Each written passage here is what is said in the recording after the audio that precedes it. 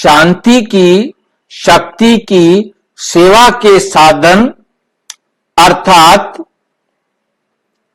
श्रेष्ठ संकल्प की शक्ति, शुभ भावना, शुभ कामना की संकल्प शक्ति या शुभ वृत्ति की शक्ति तथा स्नेह और सहयोग की दृष्टि।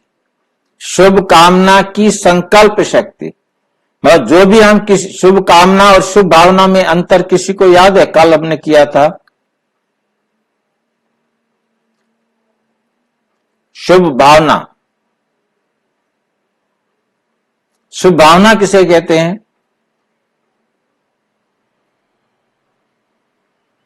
हमारे अंदर रूहानी भाव हैं, वो सारे के सारे शुभ भाव हैं। रूहानी भाव में हमारे अंदर किसी को दुख देने वाला, किसी का नुकसान होने वाला भाव नहीं हो सकता, परंतु वो भाव जब अभिव्यक्त होता है वो कामना के रूप में अभिव्यक्त होता है। मैं एक तो शुभ भावना रख के मैं खुद व्यवहार करूंगा, शुभ कामना उनको अभिव्यक्त होगी कि हम आपके लिए शुभ कामना करते हैं, वो उससे महसूस होगा। शुभ भावना मेरे तक है और शुभ कामना सामने वाली आत्मा तक है, आत्मा को महसूस होती है। तो जब हमारी शुभ कामना की संकल्प शक्ति या जिसे कहा है शुभ वृत्ति, शुभ वृत्ति, वृत्ति को हम अच्छी तरह समझ चुके हैं, हमारे संस्कारों का कुल, संस्कारों की अभिव्यक्ति का रूप जो है उसे वृत्ति कहा जाता है।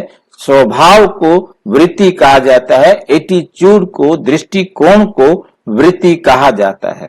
वो हमारे संस्कारों के हिसाब से बनती है। अब उस शुभ वृत्ति की शक्ति, शुभ कामना की संकल्प शक्ति अथवा शुभ वृत्ति की शक्ति, दोनों एक ही बात है, सिर्फ बताने का तरीका अलग है। शुभ कामना भी हम तभी करेंगे जब हमारे संस्कार श्रेष्ठ बने हुए हैं और सबके कल्याण के लिए हम संकल्प करेंगे। संकल्प जो है वो वृत्ति है, संकल्प भी वृत्ति होते हैं।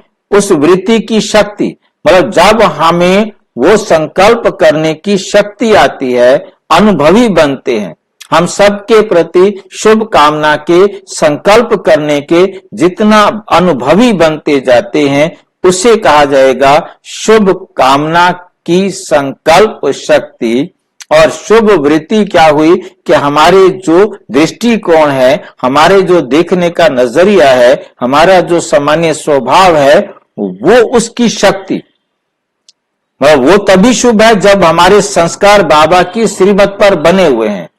यदि हमारे स्वभाव बाबा की श्रीमत पर नहीं बने हैं तब तक हमारे पास जो है ना शुभ वृत्ति नहीं हो सकती। उसमें कोई भी एक भी संस्कार बाबा की श्रीमत के अनुसार नहीं बना हुआ तो वो संस्कार उस शुभ वृत्ति में कहीं ना कहीं मिस्टेक अभिव्यक्त करेगा। क्योंकि 10 मेरे अंदर अच्छे संस्कार हैं, यदि एक भी संस्कार मेरा खराब है तो वो संस्कार भी उसमें दिखाई देगा वृत्ति के अंदर।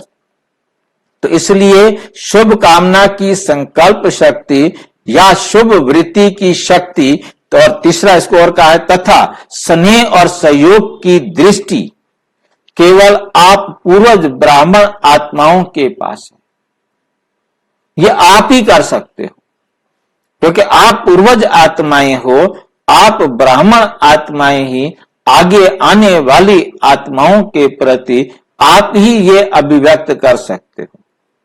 क्योंकि पहले शिव बाबा ब्रह्मा बाबा के द्वारा दे रहे थे, फिर ब्रह्मा बाबा देने वाले थे, फिर दादियां देने वाली थी, अब दादियों की जगह पर आप हो।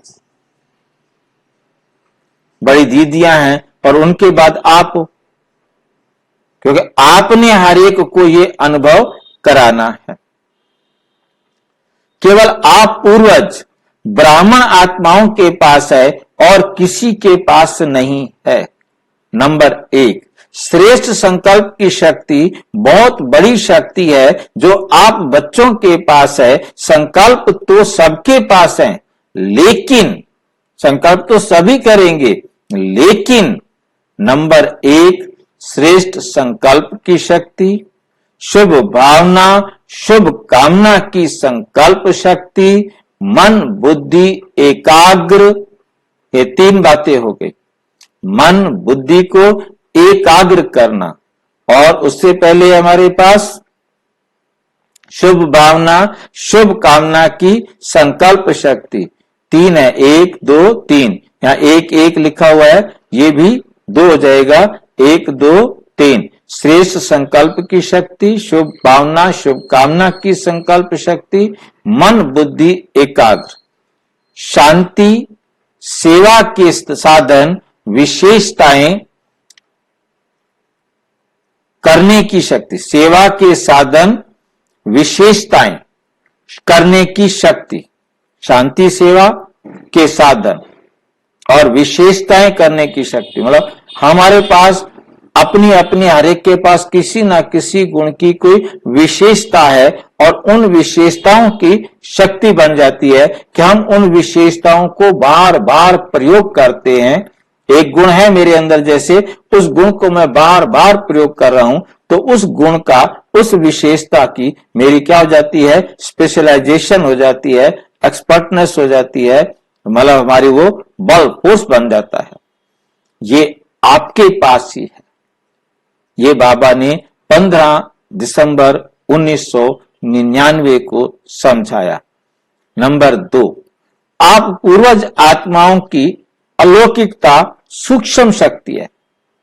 अलौकिकता मतलब जो इस संसार में, आम दुनिया में कहीं नहीं पाई जाती, वो अलौकिकता सूक्ष्म शक्ति है, साधना की शक्ति। जो आप पुरुषार्थ करते हो, मेहनत करते हो, साधना करते हो, उस साधना के जब अनुभवी बने हो, इतना समय आपने वो साधना करके जो शक्ति प्राप्त की है, वाणी की शक्ति। अब वाणी की शक्ति क्या होती है कि जो भाषण हम करते हैं, धीरे धीरे वो भाषण क्या होता जाता है, सिमटता जाता है, उसमें से वेस्ट निकलता जाता है, सार में आता जाता है, और जितना सार होता जाता है वो उतना शक्तिशाली होता जाता है। जैसे हम पहले बोलते थे तो बहुत लंबा चौड़ा भाषण करते थे, तब जाकर के छोटी सी बात निकलती थी। अब वो छोटी सी बात निकलेगी और छोटे में ही उसको बात समझ में आ जाएगी। तो इस प्रकार से क्या होता है, सार होता है, वेस्ट निकलता जाता है कि ये बोलने की जरूरत ही नहीं है, इसको खत्म करो। कम से कम शब्दों में ज्यादा से ज्यादा समझाने वाला संस्कार बने। ये तो सबके पास है, लेकिन अप्राप्त शक्ति कौन सी है? वे है नंबर 1 श्रेष्ठ संकल्प की शक्ति, दूसरा शुभ वृत्ति की शक्ति, और तीसरा है ये स्नेह और सहयोग की दृष्टि। मेरी ऐसी दृष्टि हो, उनको लगे कि इनको हमसे प्यार है, ये सहयोग करना चाहते हैं, ये किसी के पास नहीं है, ये किसी के पास नहीं है। 28 नवंबर 1981 को ये बाबा ने समझाया। अच्छा, ओम शांति।